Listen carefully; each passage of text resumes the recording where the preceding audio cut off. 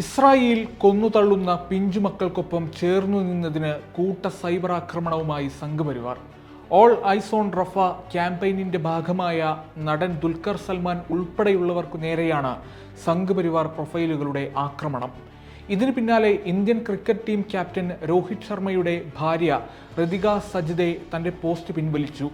കഴിഞ്ഞ ദിവസം സോഷ്യൽ മീഡിയയിൽ വൈറലായ എല്ലാ കണ്ണുകളും റഫയിലേക്ക് എന്ന പോസ്റ്റർ ഇൻസ്റ്റഗ്രാം സ്റ്റോറി ആക്കിയതിന് പിന്നാലെയാണ് സംഘപരിവാർ പ്രൊഫൈലുകൾ വിദ്വേഷ പ്രചാരണമടക്കമുള്ള സൈബർ ആക്രമണവുമായി രംഗത്തെത്തിയത്.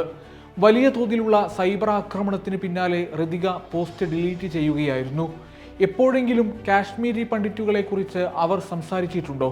പാകിസ്ഥാനിലും ബംഗ്ലാദേശിലും പീഡിപ്പിക്കപ്പെടുന്ന ഹിന്ദുക്കൾക്ക് വേണ്ടി ശബ്ദം ഉയർത്തിയിട്ടുണ്ടോ? സെലക്റ്റീവ് ആക്ടിവിസമാണ് ഋതികയുടേതെന്ന് ആരോപിച്ച് നിരവധി പോസ്റ്റുകൾ എക്സിൽ സംഘപരിവാർ പ്രൊഫൈലുകൾ പ്രചരിപ്പിച്ചിരുന്നു.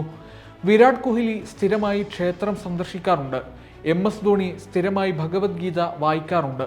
എന്നാൽ രോഹിത് ശർമ്മ ആസ്ട്രേലിയയിൽ പോയി പശുമാംസം കഴിക്കുന്നു. ഇപ്പോൾ അദ്ദേഹത്തിൻ്റെ ഭാര്യ ഫലസ്തീന് പിന്തുണ പ്രഖ്യാപിക്കുന്നു തുടങ്ങിയ കമൻറ്റുകളും ഋതികയുടെ സ്റ്റോറിയുടെ സ്ക്രീൻഷോട്ടിനൊപ്പം പ്രചരിപ്പിക്കുന്നുണ്ട്. കാശ്മീരിൽ ഒരു വിഭാഗം ജനങ്ങൾ അതികഠിനമായ പീഡനം സഹിക്കാൻ പറ്റാതെ തങ്ങളുടെ സർവ്വതും ഉപേക്ഷിച്ചു പലായനം ചെയ്തപ്പോൾ മതേതര തൊഴിലാളികൾ ബിരിയാണി അടിച്ചു ഉറങ്ങുകയായിരുന്നു. ഒരുത്തനും ഒന്നും കണ്ടില്ല, കേട്ടില്ല, പറഞ്ഞില്ല. ഓരോ ഭാരതീയനും ചിന്തിക്കുക, 2014 മോദിജിയുടെ BJP ഗവൺമെൻറ് അധികാരത്തിൽ വന്നത് ഭാരത ജനതയുടെ ഭാഗ്യം. ജയ് ഹിന്ദുസ്ഥാൻ ദുൽഖറിന്റെ പോസ്റ്റിന് കീഴെ വന്ന കമന്റാണിത്.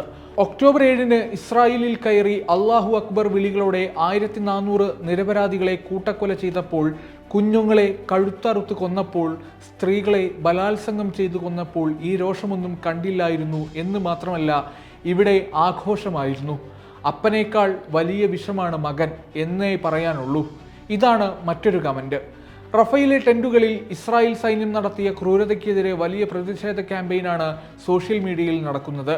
ട്വിറ്ററിൽ ഇസ്രായേൽ സൈന്യം കൊന്നുകളഞ്ഞ കുഞ്ഞുങ്ങളുടെയും സ്ത്രീകളുടെയും ഹൃദയഭേദകമായ ചിത്രങ്ങളും വീഡിയോകളും പ്രചരിക്കുന്നുണ്ട്.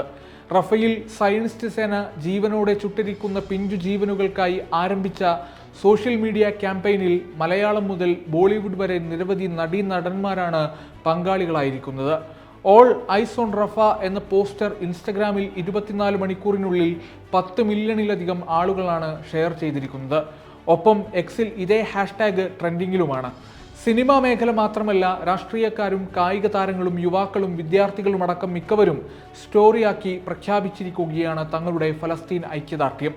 മലയാളത്തിൽ ദുൽഖർ സൽമാനാണ് ക്യാമ്പയിൻ പങ്കുവെച്ച് തുടക്കമിട്ടത്. പിന്നാലെ റിമ കല്ലിങ്കൽ, നിമിഷ സജയൻ തുടങ്ങി നിരവധി പേർ ഫലസ്തീന് ഐക്യദാർഢ്യം പ്രഖ്യാപിച്ച് രംഗത്തെത്തി.